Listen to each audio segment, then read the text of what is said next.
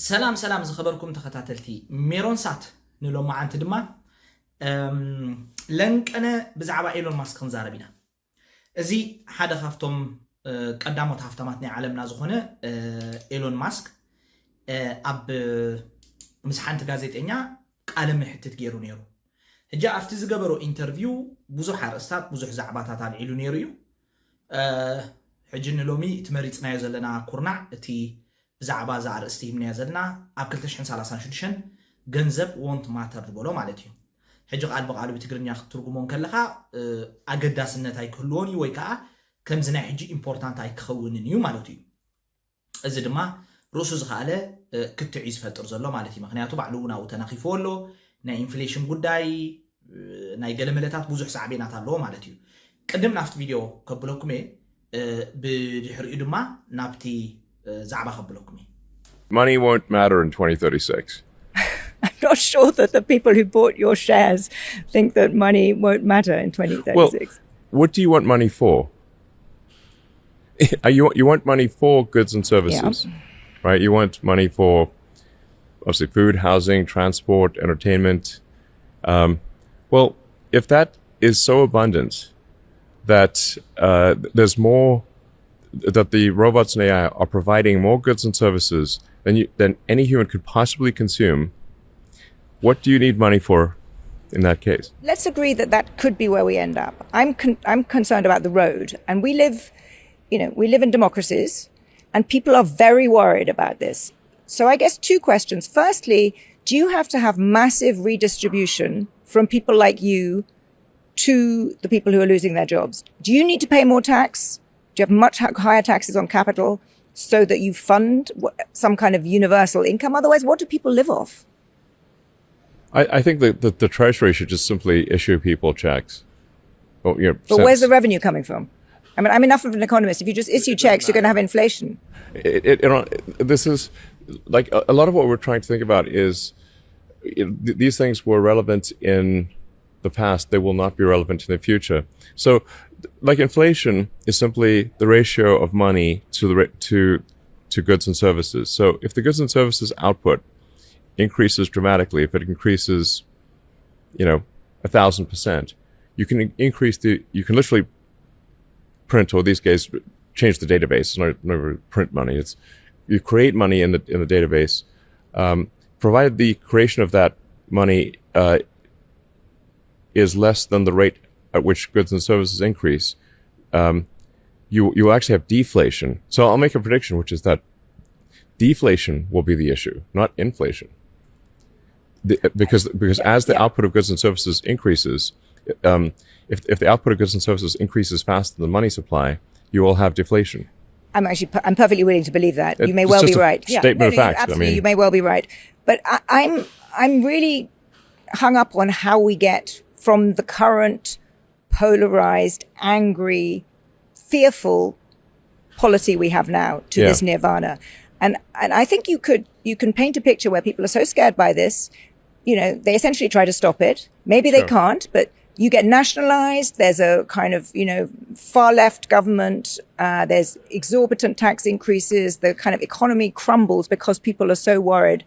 about a future, which does sound quite scary as you describe it. So how do you handle the politics now? It's exhilarating and terrifying. But if you were in the, exactly. Honestly, and if you ask me on any given day, I in fact, even intraday, I've gone from exhilaration to terror regarding AI. Okay, حجي كمتي سمعكم إيلون ماسك أكل تشحن سالاسان شدشن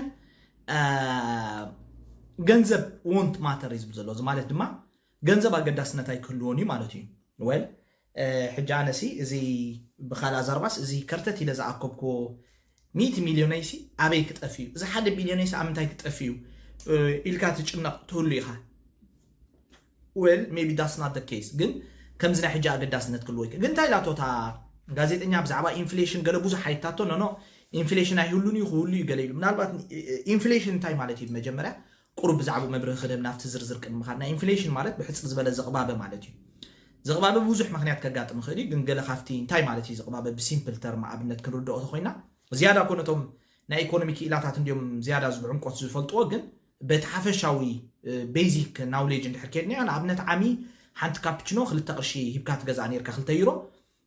ሎማ ዓመት ግን the same cappuccino the same size the same ዓቐን ብ3 ዩሮ ትገዛ ኣለኻ which is the country ኣብ ኢንፍሌሽን ኣላ ማለት እዩ most probably ከምኡ ድማ ዝሓለፈ ዓመት ምናልባት ባኒ 5 ባኒ ብገለ ትገዝእ ነርካ ሎሚ ግን ንኣብነት ሕጂ ዓሚ ብ10 5 ኩባያ ሻህ ትገዝእ ተነርካ ሎማ ዓመት ግን 10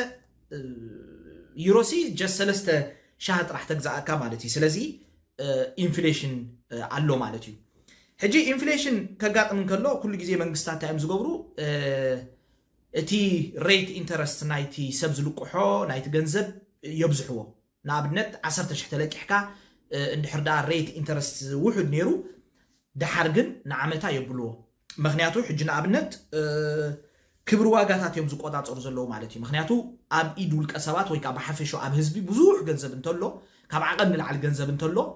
ብኡ መንፅር ድማ ካብ ዓቐን ንላዕሊ ጠለብ ዝበዝሕ ሕጂ ንኣብነት 100 ቲቪ እንተለዋ ኣብ ሓደ መሸጥ ማእከል ማለት እዩ ሕጂ ንኣብነት 100 ቲቪ እንተለዋ 200 ሰባት ከዓ ክገዝእዎ እንተደልዮም ምክንያቱ ገንዘብ ስለ ዝበዝሖም እቲ ሸያጥ ቲቪ ድማ ዋጋ ላዕሊ ይሰዶ ማለት እዩ ሕጂ መንግስታት እቲ ሰንትራል ባንክ ነዚ ንምቁፅፃር ዝተፈላለየ ክስታይ ይጥቀም እዚ ጀስት ቤዚክ ባይ ዘ ወይ ባዕልኩም ሰርች ክትገብርዎ ትኽእሉ ኢኹም ኦቨርኦል ግን እንታይ ደርኤካ ኣብዚ እቲ ናይ ኤሎን ማስክ አይዲያ እንታይ እዩ እቲ ዝበዝሕ ስራሓት ሮቦት እዮም ክሰርሕዎ ሕጂ መንግስታት ከዓ ነቲ ሰብ እንታይ እዮም ድህብዎ ሽዑ ኣክንዲ እሱ ስራሕ ውዒሉ መፅኡ ዝኽፈል ሓደ ሮቦት ይውዕለሉ ንበል ኤግዛምፕል ሽዑ እቲ ሰብ ናይ ሓደ ሮቦት ሓደ ሰብ ገንዘብ ይኽፈሎ ማለት እዩ let's assume ንስኻ ኣብ ሓደ ኦፊስ ኮፊድ ካትሰርሖ ዝነበርካ ስራሕ እንተ ዳ ሓደ ከምዞም ኣብ ናይ ዊል ስሚስ ፊልም ድረኣናዮም ሮቦት ክሰርሑ ጀሚሩ እቲ ናቱ ደሞዝ ግን ንስኻ ትወስዶ ንምንታይ ምክንያቱ ንሱ ዝኾነ ኣይድልዮን እዩ ጥራሕ ንዕኡ መስርሒ ዝኸውን መዕረይ ዝኸውን ገለ ቁርቢ የድሊ ይኸውን ገለ ሕጂ እቲ ኣይድያ ዋላ ኩልክዕ ደሰይማ ይኹን ግን ከምኡ ዓይነት እዩ እቲ ናይ ኤሎን ማስክ ዝመስል ማለት እዩ ምክንያቱስ እንተ ዳ ሮቦት ይሰርሕዎ ኣለዉ እቲ ሰብ ከንታይ ክገብር እዩ ዝብል ሕቶ እንድዩ ግን ኣብዚ ሕጂ እንታይ ይሽግር ካልእ ዝመፅእ ናይ ባሓቂ ወዲ ሰብ ከይሰርሐ ክነብር ይኽእል እዩ ሕጂ ወይን ዊሰይ ከይሰርሐ ግድን ኣይኮነን ኦፊስ ክውዕል ግድን ኣይኮነን ፋብሪካ ክኸይድ ግን ደርማስ ብሓጢሩስ ገለ ነገር ክህልወካ ኣለዎ ዕዮ ዋላ ኡርላው ብዕዮ እዩ ቫኬሽን ዕዮ እዩ ትኸይድ ቫኬሽን ሃገራት ትርኢ በቃ እንስሳታት ትርኢ ተፅንዕ ገለ እዚ ንባዕሉ ዕዮ እዩ ሕጂ ገለ ዕዮ ወዲ ሰብ ክህልዎ ኣለዎ ቢዝኾን ተዘይኮይኑ ግን ኣብ ገዛ ጥራሕ ሙሉ መዓልቲ ምስ ቆልዑን ሰበይትን ተውዒሉ ሰብ ርእሱ ክስታይ ክኸውን ይኽእል ማለት ስብለካስ ከምኡ ተናንስቲ ከምኡ ቶም ገለገለ ሕጂ እዚ እውን ካልእ ርእሱ ዝኻለ ሳዕቤን ስለ ዝኾነ እዩ ኩሉ ግዜ ንምንታይ እዮም መንግስታት ብሓፈሻ ንምንታይ ኢና ደቂ ሰባት ዝኾነ ዕዮ ዘድልየና ሕጂ ዕዮ ክንብል ከለና ግድን 8 ሰዓት ትሰርሕ 10 ሰዓት ትሰርሕ ኣይትሰርሕን ገለ ኣይኮነን ግን ዋላ ሓደ ሰብ ኣብ ገዝኡ ኮይኑ ቅብኣ ይቐብእ ይኸውን ነዛ ቅብኣ ኢሉ የእምርኡ ግን ኣብኣ 8 ሰዓት ዲ 4 ዲ 3 ሰዓት እንድሕር ገይርዋ ብዛዕባ እታ ቅብኣ ቀፃሊ ዝሓስብ ተኮይኑ እዚ ዕዮ እዩ ሓደ ፀሓፋይ ናይ ፊልም ክኸውን ይኽእል ኣብ ናትካ ታለንት ምንባር እውን ዕዮ እዩ ሕጂ ነዚ ብምሉእ እንድሕር ወዲ ሰብ ገዲፍዎ ይሽግር ዝመፅእ ምክንያቱ ባይ ዘ ወይ ኩሉ ግዜ ፅጋብ ተዘይተቆፃፂርካዮ ሓደጋ እዩ ሕጂ ነቲ ሕብረተሰብ ኣብ ገለ ክትፀምዶ ኣለካ ናፃ ገዲፍካ ፍንጭራዕ ክብ ተገዲፍካዮ ማዓት ሽግራት ሒዝልካ ክመፅእ ይኽእል እንድሕር ኣብ ባይ ዘ ወይ ጅም ዝበሃል ኣምር ብዙሕ ሰብ ዘይርዶ ጅም ሰብ ፊትነስ ዝኸይድ ንኣብነት ደቂ ተባዕትዮ እቲ ቴስቴስትሮን ናትና ቴስቴስትሮን ዝበሃል ባእት ቀመም ንሱ እዩ ንዓና ዝያዳ ንኩሉ ነገርና ዝፀልዎ ባይ ዘ ወይ ብቐዳማይ ኣይ ቲንክ ነጊረኩም ነይረ ሰሪሕላተ ነይረ ቪድዮ ናይ ኣሜሪካ ሚኒስተር ምክልኻልሲ ናይ ቴስቴስትሮን ቪድዮ ኤግዛም ኤክስሬይ ክንገብር ንኽእል ኢና ገለ ኢሉ ነቶም ልዕሊ 30 ዕድሚኦም ሲ ቴስቴስትሮን ውሕዶም እንተሎ ይርእይዎምሽ ሽዑ ፈቃደኛታት ተኮይኖም ዝያዳ ቴስቴስትሮን ክብዎም ገለ ሕጂ እቲ ቀንዲ መበገሲ ናይ ፊትነስ ኣብቲ ቀደም ኣይድያሊ ሰባት እንድሕር ደኣ ፊትነስ ዘይከዱ ገለ እሞ ከዓ እቲ ዝሰርሕዎ ዘለዉ ስራሕካ ምቾት እንተኮይኑ ሃለኽልኽ ዘይብሉ ጭንቀት ዘይብሉ ዝኾነ ምሕሳብ ብዙሕ ዘይብሉ እንተኮይኑ ፊትነስ ተዘይከይዶም ብፍላይ ደቂ ተባዕትዮ ሽዑ እቲ ናቶም ቴስቴስትሮን ዝያዳ ዓመፅቲ ንክኾኑ ዝያዳ ገለስ የብሎም እዩ ገለ ዝብል ኣለዎ ብገለ ሳይንስ ይደፍኦም መሊሱ ማለት እዩ ሕጂ ሰባት እንታይ ክገብሩ ኣለዎም ፊትነስ ዝበሃል ነገር የድሊ ማለት እዩ ሰባት ኣብኡ ከይዶም ተሃኖም የውፅኡ ማለት እዩ ሕጂ ርኢኹሞም ገሊኦም ሓፂን ልዕሉ ገሊኦም ገለ ሕጂ ነቲ ቴስቶስትሮን ኣብ ግቡእ መዓለ የውዕልዎ ማለት ንሱ ተዘየለ ግን ቋሻ ምትኽእል ኢኻ ደገ ወፂኻ በርከ ኣሎ ገለስ ከተንፍሶ ኣለካ ኖ ተዘይኮይኑ ግን አንዱ ጾገር ክትከውን ትኽእል ኢኻ so what I'm trying to say is generally by the way the idea ኢና ንብል ዘለና ናይ ፊትነስ ገለ ሕጂ ሁሉም ዝተፈጥሮ ተታሒዙኒ መቸም ዝኸውን ሕጂ ዝናይ ኤሎን ማስክ ኣብ 2036 ብሮቦት ክትኮ እዩ ዝደል ዘሎ ሕጂ ኣብዚ መብዛሕት ሰባት ስርሖም ሉዝ ክገብሩ እንዲዮም ዝብል ኣዝዩ ሂጅ ድኾነ ዲስካሽን ኣሎ ሂጅ በቃ ብጣዕሚ ከቢድ ድኾነ ዲስካሽን ኣሎ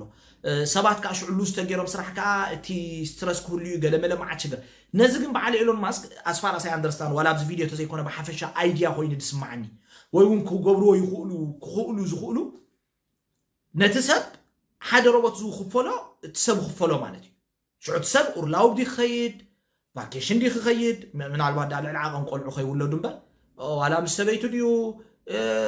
ገለመለ ክቀዛዘ ክውዕል ገለ ዋትኤቨር ገብር ማለት እዩ ሕጂ እዚ ብናይ ሳይኮሎጂ ዓይኒ ብናይ ሶሲዮሎጂ ብናይ ሕብረተሰብ ምሁራት ገለ ከዓ ካልእ ርእሱ ዝኸኣለ ብድሆ ከጋጥሞ ንባዕሉ እቲ ሰብሲ ምቾት እንድሕር ሂብካዮስ ናበይ ገፁ ክኸይድ ይኽእል ድብል ገጀፍቲ ሕቶታት ድማ ክምለስ ይግባእ ማለት እዩ ብዝኾነ ኤሎን ማስክ ዝብሎ ዘሎ ኣብ ሪያሊቲ ምናልባት ኩናት መፅኡ ንዓለም ተዘይተደምሲሳ ዕግርግር ተዘይኮይኑ ገለመለ ሜይቢ እዚ ፊቸር ዘሎ መኒኻ ትብሎ ኩነታት ናብኡ ገፁ እዩ ዝወስድ ዝመስል ናይ ዓለም ሕጂ እዚኦም ብፍላይ ቀዳማይ ዓለም ይኾን ክኸውን ሞስትሊ ኣብ ካልእ ዓለም እኮ ገና እዩ ደሎ ኣብ ቀዳማይ ዓለም ግን ብሮቦት እንዳገበርካ ገለመለ ክካየድ ተኽእሎ ኣሎ ማለት እዩ ስለዚ ኤኒዌይ ኤሎን ማስክ ነዚኣ እዩ ተሓዳሽ ኣምፂዋ ዘሎ እዚኣ ከዓ ትርጉማ ንሳ ማለት እያ 2036 ካ ድቂ ሲልካ ትስኣ 26 ኣለና ሕጂ ቀሪብና ኢና ደን እንተ ብሂወት ፀኒሕና ሲ ከነርክበሉ ኢና ማለት እዩ ግን ኣብ ክውንነት ይኸውን ዶ ኣይከውንን ግን ርእሱ ዝኸኣለ ገጅፍ ሕቶ እዩ ማለት እዩ እቲ ናይ ሪያሊቲ ካልእ ናይ ኤሎን ማስክ ኮንትራዲክሽን ከዓ እንታይ እዩ ዝባ ዝረሳዕኩልኩም እንድሕር ዳ ከምኡ ኢሉ ኣምን ኮይኑስ እንታይ ገድሽዎ እዩ ንፋራይትን ገለመለን ክምውል ድዩ ገለመለ ድዩ ዝናይ ፅልእ ፖለቲካ ብሰንኪ ድኽነት ብሰንኪ ስእነት ሃውስ ገለመለ ዘጋጥም ዘሎ ብምሉኡ ናይ ኢኮኖሚ ሽግር ሲ እንተ ዳ ገንዘብ ሽግር ዘይከውን ኮይኑ ንመፃኢ ሮቦት ሰሪሖም ምቾት ክንረክብ ንኽእል ኮይና ስታይል እሞ ፋራይትን ገለን ዘደግፍ ኣሎ ኣይ ቲንክ ኣብ መወዳእታ እውን ንዑ ድመሳሰል ርእቶ ይባላታ ሰበይቲ ማለት እዩ እቲ ዘሎ ኩነታት ብዝኾነ ቁሩብ ኮንትራዲክሽን ኣለዎ ናይ ኤሎን ማስክ ብናተይ ርድኢት ባት ዊ ዊል ሲ ክንሪኦ ኢና በይ ከም ዝበፅሕ ማለት እዩ ኦኬ ቴንክ ዩ ደቂ ዓበይቲ